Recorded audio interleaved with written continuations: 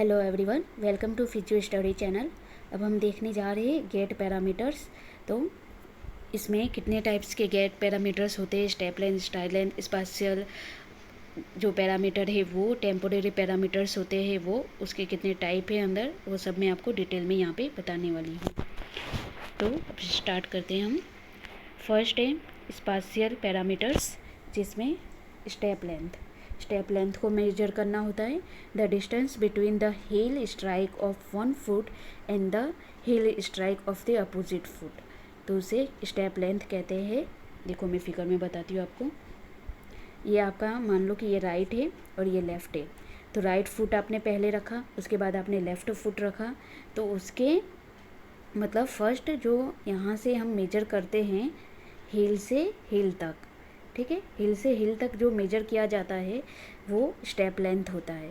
ठीक है, इस तरह से स्टेप लेंथ मेजर करना होता है। हील का आप ये वाला पॉइंट ले लीजिए एंड सेकंड हील का ये वाला पॉइंट ले लीजिए, तो इस तरह से आपको मिल जाएगा स्टेप लेंथ। अब स्टेप का विथ जो मेजर करना होता है वो कैसे करोगे, इस तरह से।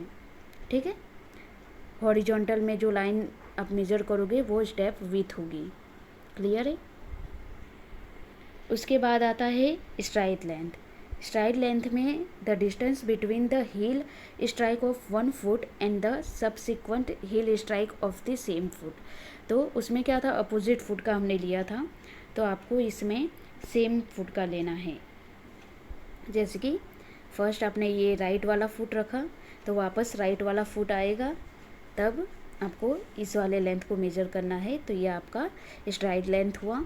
और आप इस तरह से अगर साइड में मेजर करोगे तो वो आपका स्ट्राइड विथ होगा। क्लियर है इतना।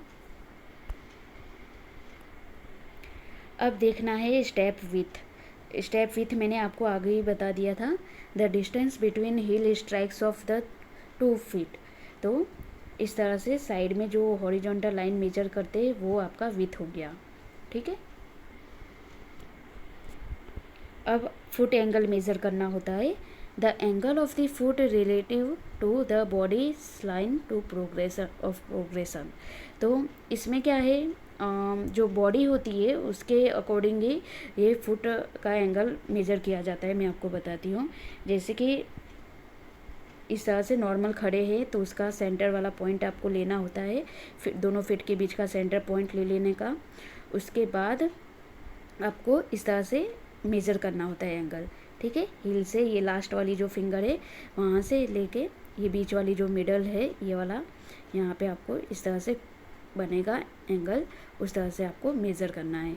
ठीक है, ये वाला जो है ये नॉर्मल है और ये दोनों एबनॉर्मल है। ठीक है, ये दोनों ही एबनॉर्मल है।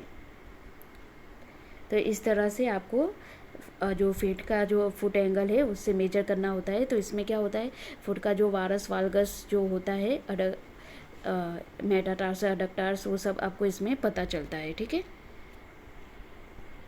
उसके बाद है हिप एंगल भी मेज़र करना होता है। वो आप ड्यूरिंग वॉकिंग आप मेजर कर सकते हो।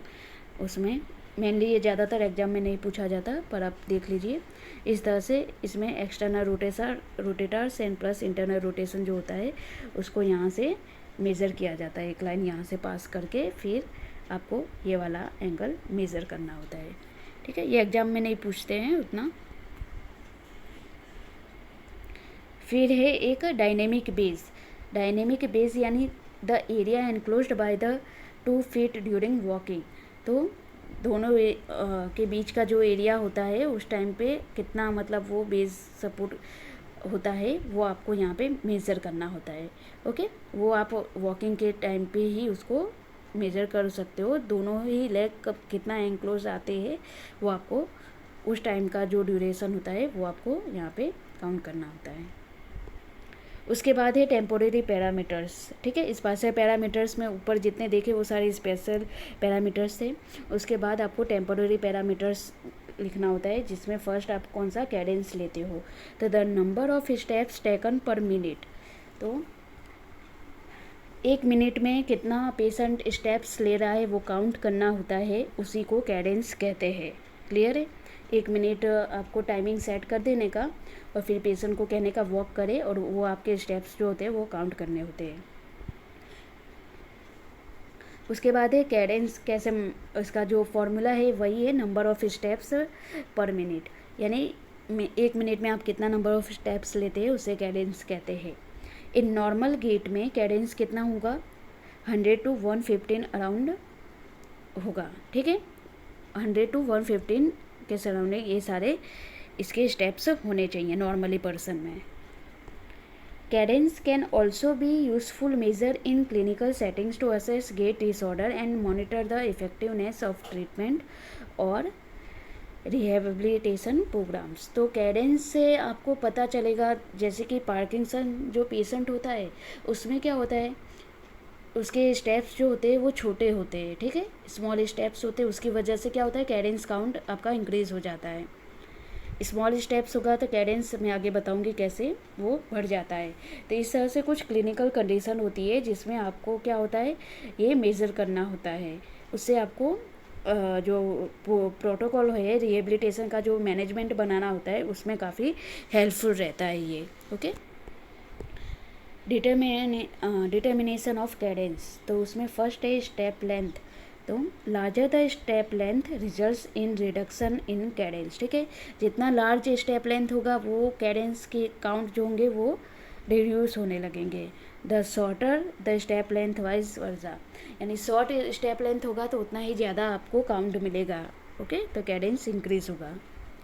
फिर सेक्स, जेंडर में क्या होगा, normally in females the cadence more due to their shorter steps length and it is reverse in mail.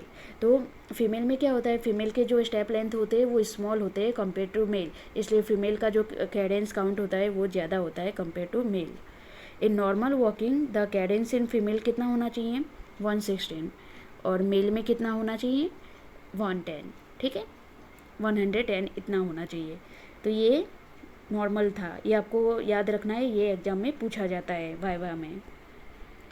उसके बाद है स्पीड ऑफ वॉकिंग, तो कितना मतलब आपको पता चलेगा कि ये रनिंग तो नहीं है या वॉकिंग है, वो कितना स्पीड पे डिपेंड करता है।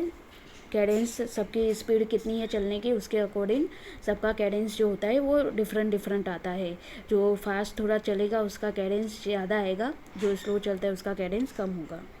इन normal walking Cadence is between 80 to 120 जितना नॉर्मल होना चाहिए। If it goes more than 180, अगर 180 से ज़्यादा होगा तो उसे रनिंग कहा जाएगा। If it falls below 70 is called slow walking. अगर किसी का कैडेंस आप इसका 1 मिनट में देखते हो स्टेप कितने लेते हैं, अगर वो 70 से कम स्टेप हुआ तो उसका मतलब है पेशेंट स्लो वॉकिंग कर रहा है। ओके, अब देखते हैं स्पीड। कैडेंस देख लिया, अब स्पीड के बारे में देखेंगे। द वॉकिंग वेलोसिटी, स्पीड कितनी है वो आपको मेज़र करना होता है। फिर स्ट्राइड टाइम, दोनों मतलब the total time it takes to complete one stride. हमने देखा था राइट 1 फुट से वापस राइट फुट आए उसके बीच का जो टाइम होता है उसे स्ट्राइड टाइम कहते हैं, वो आपको नोट डाउन करना होता है। दूसरा है stance time, the portion of the gait cycle where the foot is in contact with the ground. Stance time यानी जब फुट आपका ग्राउंड पर आए, ओके, तो वो टाइम आपको मेज़र करना होता है, उसे स्टांस टाइम कहा जाता है। उसके बाद है swing time, the portion of gait cycle where the foot is not in contact with the ground. जब आप मतलब गेट जो चलते हैं उस टाइम पे स्विंग में रहता है जो लेग, ठीक है, 1 फुट कांटेक्ट में रहेगा ग्राउंड के, 1 फुट स्विंग में रहेगा, तो वो वाला टाइम आपको नोट करना है, उसे स्विंग टाइम कहेंगे। सिंगल लिम सपोर्ट टाइम, सेम ये वो वही है, the time when only 1 foot is on ground, ठीक है। तो 1 फुट जब ग्राउंड पे रहेगा और एक हवा में रहेगा, ओके, वॉकिंग के टाइम पे, तो वो आपको नोट डाउन करना है, उसे सिंगल लिम सपोर्ट टाइम कहते हैं। तो ये था टोटल गेट के पैरामीटर्स जो एग्ज़ाम में, वाइवा में और प्रैक्टिकल में बहुत ज़्यादा इम्पोर्टेंट है। तो आपको ये अच्छे से मेज़र करना होता है। अगर इसमें कोई भी डाउट है तो आप मुझसे पूछ सकते हो, कमेंट कर सकते हो, और वीडियो पसंद आया हो तो चैनल को सब्सक्राइब एंड शेयर कीजिएगा। Thank you.